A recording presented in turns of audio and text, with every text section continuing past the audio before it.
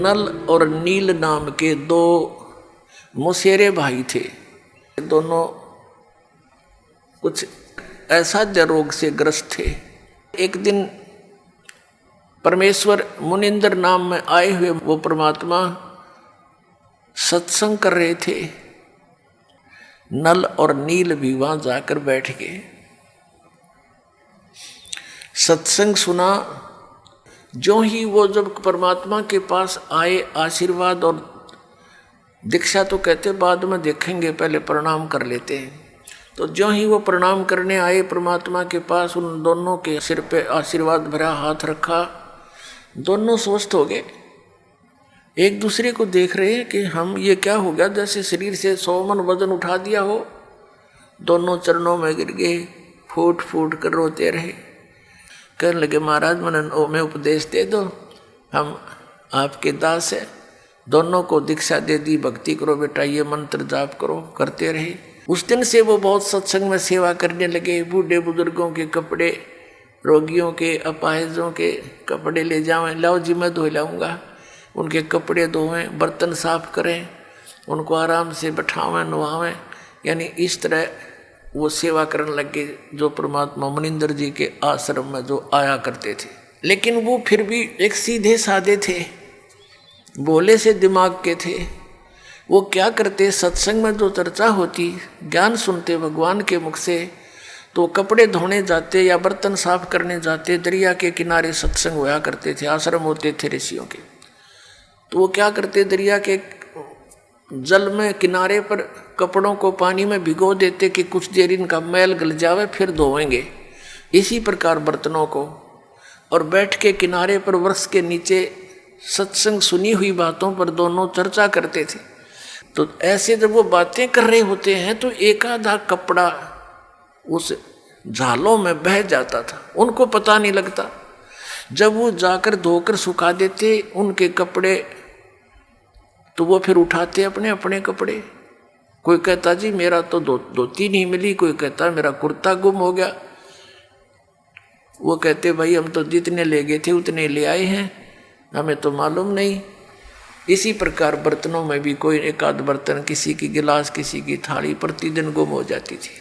और फिर उनसे प्रार्थना की, भाई देखो मुश्किल से तो हम एक गिलास लाए थे, इतनी दूर से कहाँ कैसे लाएंगे। भाई इससे अच्छा तो तुम ऐसा करो, हमारी सेवा मत करो, हम खुद कर लेंगे। हमें तो बहुत अभाव हो गया इन वस्तुओं का, अब कहाँ से लाएं जा करके। तो वो कहने लगे भाई आगे ध्यान रखेंगे, हम बहुत ध्यान रखेंगे। तो अन्य जो और सेवादार होते थे वो बताते थे कि ये भोले भाले व्यक्ति हैं, उन कपड़ों को बर्तनों को भिगो कर पानी में बैठ जाते, एक तरफ भगवान की चर्चा करते रहते हैं, इनको पता ही नहीं लगता वो पानी में बह जाते हैं। कहने का भाव ये शिकायत गुरु जी के पास पहुंच गई, मुनिंद्र जी के पास। अब उनको चिंता होगी कि महाराज जी के पास बात गई और अब ये हमारी सेवा छीन लेंगे। अब सेवा छीननी गई तो भगवान रुष्ट हुए हमारे से। गुरु जी रुष्ट हो गए तो हम पर तापत्तियाँ फिर आ जाएंगी। वो इस भय से करबद्ध होकर के वहाँ गए, गुरु जी ने बुलाए।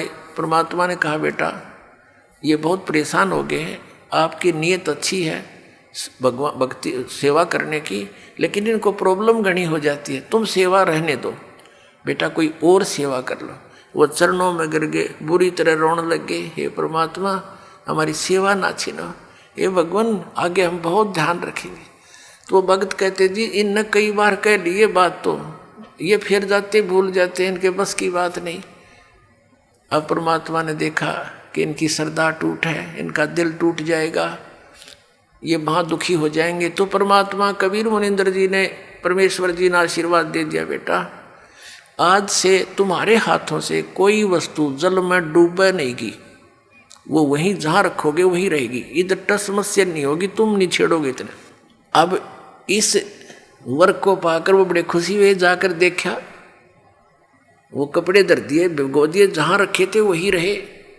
थाली बेले काशी के होते थे वो रख दिए, काशी तो वैसे डूब जाती है, काशी भर के पानी तो बेला, और उस पर दरिया पर रख देते थे, जो का तो रहता था। फिर एक आध कहने लगा पत्थर तो उठा कर रख के देख लो। वो एक आधी कंकर पत्थर उठा कर रखे, वो जहाँ रख दिया उस जल के ऊपर एज इट इज सती रहने लगे। तो ये उन भक्तों की तो प्रॉब्लम हल होगी जिनके बर्तन और कपड़े गुम होया करते। तो इस प्रकार नल और नील को ये आशीर्वाद परमेश्वर मुनिंदर जी द्वारा दिया गया था। उधर से क्या हुआ कि कुछ दिनों के बाद जैसे विष्णु अवतार श्री रामचंद्र जी राजा दशरथ के घर जन्मे थे, विवाह हुआ सीता जी के साथ। विवाह होने के कुछ ही समय उपरांत उनका वनवास हुआ। वो वन में अपना समय व्यतीत कर रहे थे, वहाँ से सीता जी का अपहरण कर ले गया रावण। उधर से रावण को संदेशे मिले, लेकिन रावण नहीं माना। श्री रामचंद्र जी के संदेशवाहक दूत वहाँ गए, श्री अंगद जी, श्री हनुमान जी आदि आदि, लेकिन वो नहीं माना। कहने का भाव ये है कि युद्ध की तैयारी होगी। युद्ध करने के लिए समुद्र से सेना पार करनी समस्या आएगी। अब समुद्र के ऊपर का जावें कैसे? तो कहते हैं उनके इतिहास में लिखा है जीवनी में कि 3 दिन तक श्री रामचंद्र जी ने घुटनों जल में खड़ा होकर समुद्र के अंदर और प्रार्थना की थी कि हे जल्दी हे समुद्र राज मुझे रास्ता दे दे, मैं बहुत आपत्ति में हूँ। मेरी पत्नी को ऐसे ऐसे रावण ने उठा लिया है, सेना पार करनी है, उस राक्षस को मारना है और उस देवी को छुड़वाना है। लेकिन समुद्र नहीं माना। अंत में कहते श्री रामचंद्र जी ने लक्ष्मण से कहा कि मेरा अग्निबाण दे, लातों के भूत बातों से नहीं मानते। लक्ष्मण ने अग्निबाण दे दिया उठा के। रामचंद्र जी ने जो ही वो बाण साधा समुद्र को फूकने के लिए, उसमें लपटें निकलने लगी। उसी समय एक ब्राह्मण रूप बना के समुद्र प्रकट हो गया और कहा भगवान यदि आप मुझे जला भी दोगे, आप फिर भी नहीं जा सकते, खंडर हो जाएगा, इसमें जाओगे क्यों कर? ये तो कुआं हो जाएगा जेरा, और ना जाने कितने जीव मरेंगे, आप पाप के भागी हो जाओगे। ऐसा काम करो भगवान, मेरी मर्यादा भी बनी रहे और आपका काम भी हो जा, सर्प भी मर जा, लाठी भी ना टूटे।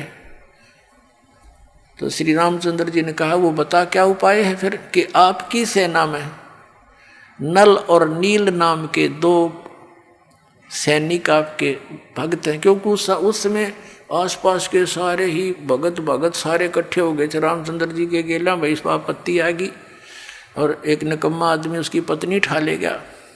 उधर से शिवलोक से भी काफ़ी गण आए थे, भगवान शिव ने भेजे थे, तो वह बहुत इकट्ठे हो गए थे। तो नल और नील को बुलाया गया। नल और नील से कहा गया, श्री रामचंद्र जी ने कहा कि भाई एक पर आपकी परीक्षा दो तुम। समुद्र ने यह बताया कि इनके गुरु जी के द्वारा दिया हुआ आशीर्वाद है इनका, और उनके आशीर्वाद से मेरे ऊपर ये पत्थर कोई भी वस्तु रखते हैं वो डूबती नहीं, वहाँ से टस से मसनी होगी वहीं रहेगी, तो मेरे ऊपर वजन नहीं बनेगा इसका। अब भगवान श्री रामचंद्र जी ने कहा भी एक बार ट्राई दिखाओ तुम। देखो हम ऐसे मार खाते हैं, पहले तो नल और नील 100 शुक्र मनाया करते अपने मुनिंद्र भगवान के, और उस दिन वो आंडी पाक गए। अभिमान हो गया उनको कि यदि आज हम गुरु जी को याद करेंगे, जंतर मंत्र प्रणाम करते हैं जैसे याद करने के लिए, तो ये नो सोचेंगे उपस्थित जन ये कहीं और से शक्ति प्राप्त करते हैं, इनके अंदर कोई पावर नहीं। अब उन्होंने दोनों ने फटाफट उठाया एक एक पत्थर और रख दिया समुद्र पर, डूब गया। उनको भी अचंबा हुआ, उन्हें फिर दूसरा उठाया वो भी डूब गया, तीसरा रखा वो भी डूब गया। अब एक दूसरे के मुंह की तरफ देख रहे हैं और श्री रामचंद्र जी कहने लगे समुद्र से, वो जो ब्राह्मण रूप में उपस्थित था, मानो ये कहना चाह रहे हैं कि तू झूठ बोल रहा था, तो ब्राह्मण रूप में उपस्थित समुद्र ने कहा कि भगवान आज इनने कोई गलती कर दी, क्यों भाई तुमने अपने गुरुजी को याद नहीं किया, आज दिखा है ये अभिमान में आ गए, इसलिए इनके हाथ से वो पावर चली गई, दिखा है। वो तो अपना एस्टीमेट बतावा था और वह सचमुच ऐसा ही हो गया था। अब उन दोनों ने फिर अक्षमा याचना की, गुरुजी को याद किया, हे दाता दया करो, हमसे गलती होगी, माफ़ करो, हम तो पापी आत्मा हैं। वो डर गए न्यू अकदे फिर वो आपत्ति फिर ना आ जा तुम्हारे पे, और तुमने कर दी गलती आज ज़्यादा, अब मान बढ़ाई की भूख में। तो पुण्यात्माओं परमात्मा हमें आगाह करते हैं कि यदि तुम ऐसे मर्यादा तोड़ दोगे भक्ति आपकी नष्ट हो जाएगी। जैसे माता गर्भ को रखे यतन बनाए और ठेस लगे तो छन होए, ऐसे भक्ति जावे। जैसे किसी बहन को माता को बहुत वर्षों के बाद कोई गर्भ रहा हो, फिर वो कितनी चिंतित होती है उस बालक को परिपूर्ण करने के लिए, कहीं ऊंचे नीचे में पैर न रखा जा, चलते समय भी बहुत सावधानी बरतती है, और रात के समय करवट बदलते समय भी वो बहुत चिंतित रहती है, कहीं मेरे बालक पर जोर ना आ गया, एकदम उदड़क कर पड़ती है और देखती है दर्द पीड़ा तो नहीं होगी मुझे। तो कहते हैं जैसे माता गर्भ को रखे यतन बना और ठेस लगे तो क्षीण होए, तेरी ऐसे भक्ति नसावे, तो उनकी भक्ति नसगी खत्म होगी।